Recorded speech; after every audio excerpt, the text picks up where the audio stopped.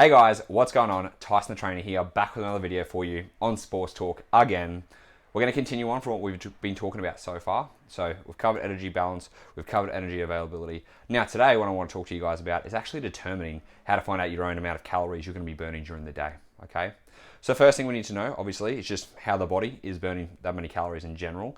And to know that, we use the equation we talked about before. So we need to figure out our BMR, our non-exercise activity thermogenesis, and our activity thermogenesis, right? So NEAT, EAT, BMR. I'm taking away thermic effect of food for the most part, all right? So first thing we need to do, like I've discussed before, calculating our BMR. So if you're a male, 24 times your body weight in kilos. If you're a female, 22 times your body weight in kilos. If you want to do your own method, there's the Mifflin, there's like 3 ones I can't even think about now. Mifflin, Harris, Benedict, and another one that you can use. They're all going to be roughly within the same amount. This kind of just takes the average, you know. I got this from my lecturer called Martin McDonald, who's a nutritionist. He did it, said it was quite like close to all the other ones. It turns out it is, so it's a much easier number. 24 times body weight in kilos for a male, 22 times body weight in kilograms for a female, okay? That is your BMR. For this sake, we're going to use a 100 kilo person. His BMR is 2400 or her BMR is 2200 calories a day. And remember, the BMR is just sitting at rest doing nothing. So if you ate 2400 calories a day sitting on your ass and you're 100 kilos, you're going to most likely maintain that body weight, right? From there, we add in the non-exercise activity thermogenesis. It's very hard to be able to account for all of our NEAT activity during the day because you can't count the calories that you're fidgeting or you're moving or you're running after your kids or anything like that. So what I usually recommend for my clients to do is to use their Fitbit or their phone in their pocket, anything they can do to track their steps. Because what I found to be a good method for myself is to use steps as the best indicator to determine their energy expenditure in the day through non-exercise activity thermogenesis, right? So what we're going to be able to do here is now we know, we've got a BMR. It's time to take into account of our non-exercise activity thermogenesis. So all the steps we're doing outside of our workout, all right? Now, in this easy way to do it, use your phone, use the health app on your phone, or you have a Fitbit or a Ring, whatever you want to do, have something that's going to track your steps daily, okay? So whatever steps you get in, excluding exercise, we're going to just count this as non-exercise activity thermogenesis, right? So let's say, for example, there's activity multiplier. We have, 1, 1.1, 1.2, 1.3, 1.4. The best way to be able to do this is to use your steps and then to figure out your multiplier. So what I've figured out over time is if you're doing roughly 10,000 steps a day, that's a multiplier of 1.5, okay? If you're doing 8,000 steps a day, it's 1.4. If you're doing 6,000 steps a day, it's 1.3. If you're doing 4,000 steps a day, it's 1.2. If you're doing 2,000 steps a day, it's 1.1. So for every 2,000 steps, we increase the multiplier by 1.1, okay? So again, 1.1, 1.2, 1.3, so 1.3 would be 6,000, 1.4 would be 8,000, 1.5 would be 10,000, and so on, okay? This is going to be our little calorie estimate. So let's say you got your BMR, 2,400 calories, you're a male, you're 100 kilos, you do 10,000 steps a day. 2,400 times 1.5, okay?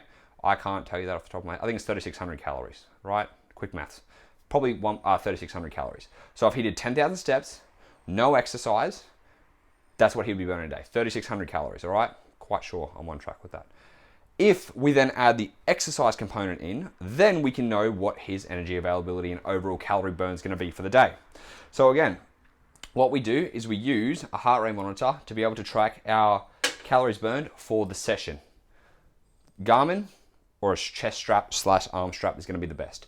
Apple Watches and stuff like that aren't the best. We want to make sure we're using sports tools for the sport, okay? So again, best thing to do, I've just got a Polar. I'm not sponsored or anything like that. I just use a Polar arm strap. I also have a chest strap. I've always just chosen Polar, MyZone, all that stuff. As long as it tracks your heart rate accurately, you're going to be in a good position because it's going to help you get an indicator of how many calories you are burning, all right?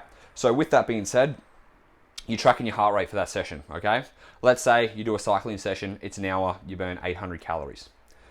Did you actually burn 800 calories for that session? No. So first thing we need to do is take away our body weight in calories for that 1 hour, Because if we go back to how I've told you to calculate your BMR, basically you burn your body weight in calories per hour. So if you're 100 kilos, you burn about 100 calories in an hour, give or take. If you're a female, you're obviously going to be burning a little bit less, right? So with this being said, when it comes to the exercise, again, if this told me I burnt 800 calories in an hour and I'm a 100 kilo male, I've actually burnt 700 calories in that session because I would have burnt that 100 calories regardless, all right? So we take away our body weight in calories from that session. If you're a female, you'll have to take away a little bit more, so maybe an extra, let's just say 10% of your body weight, all right? So if you're 50 kilos, you take away 55 calories, right? This way, it'll give you an idea about the actual rough estimated calories burned. It's the best way to be able to track it, all right? So heart rate, take away our body weight in calories, that's gonna give us our calories burned. So on this scenario, I've now burned another 700 calories on top of my 10,000 steps I've done a day, okay? So 3,600, like I'm pretty sure I said, plus, what did I say, 700 calories, because I burned 800, take away 100, yeah, plus 700 calories. My maintenance is 4,100 calories, okay? That's my overall maintenance calories, what I'm gonna be sitting out here, because I've calculated the energy burned from my exercise, I've calculated my, my BMR and my non-exercise activity thermogenesis, I've added these together, that's my total calorie intake, 4,100 calories, okay? Now, let's say I am 80 kilos of lean mass, so I've got 20% body fat, okay? So you divide 80 into 4,100, okay? That's gonna give you, I think off the top of my head, again, can't really think about it, that's gonna put you roughly in that 40 calories per kilogram of fat-free mass. So you're sitting roughly in that optimal energy availability zone. You could potentially try and eat a little bit more to see if you can actually maintain that. So maybe you would bump that up to 4,200, and then you'd be at 42 calories per kilogram body mass. But this is the best way to get started, and this is how we can start to know if we're in a good energy availability state. So once you know how many calories you've burned with your BMR and your NEAT, your NEAT, then you've added in your exercise calories on top. You figure that out together. You do that every day. So an example for me. So Monday, Tuesday, Thursday, Saturday are my weight training days. Wednesday, Friday, I had to think about this, and Sunday are my cardio days, okay? So on my cardio days, I'm always gonna be burning more calories, which means I'm gonna have to adjust the amount of calories I'm eating to match a good energy availability. On my weight training days, I don't have to be so detrimental about it, all right? But this is where the micromanaging really pays off as an athlete if you're able to estimate the amount of calories you need every day to be in optimal energy availability and manipulate your calories.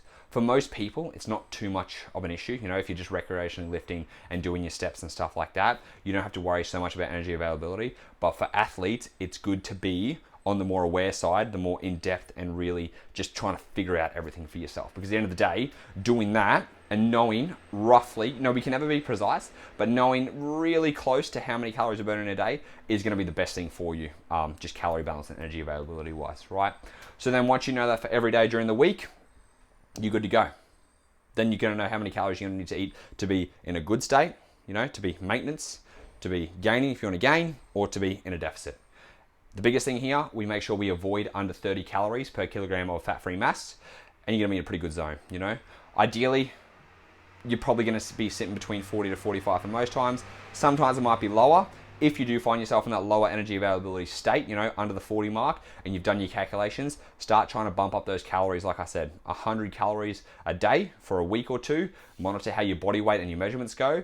The body weight may go up slightly, but if the measurements aren't changing, it means you're still being able to maintain your calories higher by maintaining your body weight too. Because sometimes with the extra calories does come along with muscle glycogen stores, extra muscle glycogen stores if you haven't fully filled them up, and then also food in the stomach, But 100 calories won't make that much of a difference at the start. But like I said, usually you could titrate it by about 200 to 300 calories to find your ideal maintenance, which will match with your energy availability, right?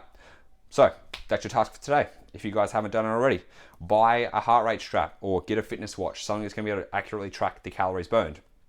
Find out what your fat-free mass is, all right? If you can't, go and do a DEXA scan or do a pinch test or anything like that. Go online, look up body fat percentages. It'll have pictures there. It might give you a rough idea, Knowing our exact isn't gonna be too much of an issue. If you can get in a range, 12 to 15%, 9 to 11%, 15 to 18%, all within those ranges, it's only going to be a few kilos difference in regards to body fat.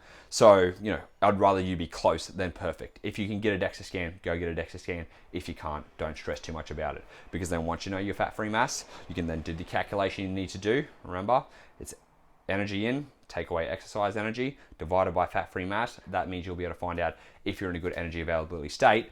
Then what you're going to do from there is customize your nutrition to match every day. all right, which we'll be covering in the next video about macronutrient composition overall in regards to protein, carbs, fats, fiber, all those things. So guys, I hope that was helpful. Again, if you want to follow me for more, subscribe or go to Instagram where I'm going to be talking just on certain topics every day. As always, I appreciate you guys for watching, and I'll speak to you next time.